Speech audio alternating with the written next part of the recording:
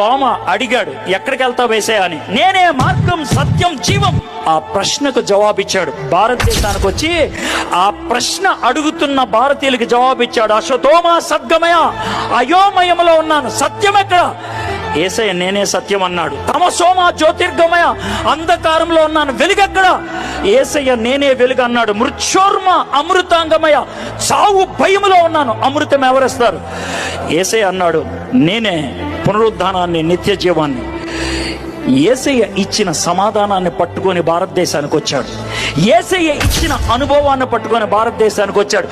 భారతదేశానికి సువార్త బ్రిటిష్ వాళ్ళు తీసుకురాలా, భారతదేశానికి సువార్త అమెరికా వాళ్ళు తీసుకురాలా, భారతదేశానికి సువార్త ఐరోపా ఖండం నుంచి రాలా, భారతదేశానికి సువార్త ఆసియా ఖండము నుంచి తోమా తీసుకొచ్చితే వచ్చింది. భారతదేశానికి సువార్త వచ్చింది క్రీస్తు శకం 53 అక్టోబర్ నెలలో. దిస్ ఇస్ ప్యూర్లీ ఈస్టర్న్, ఈశాన్యంలో పుట్టింది, ఇది పాశ్చాత్యంలో పుట్టింది కాదు.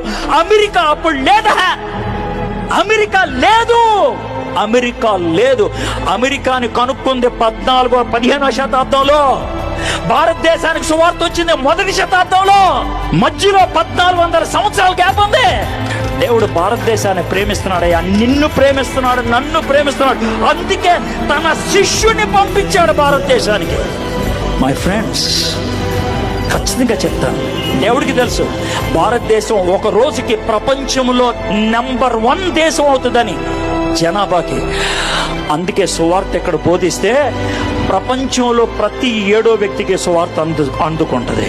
నేను సువార్త అందించేది డబ్బుల కోసం కాదు, సువార్త అందించేది పేరు కోసం కాదు, సువార్త అందించేది నీ మతం మార్చడానికి కాదు, సువార్త అందించేది నీ బతుకు మారటానికి. That's all. నీకున్న భయం పోగొట్టడానికి, అంతకు మించి ఇంకేం లేదు.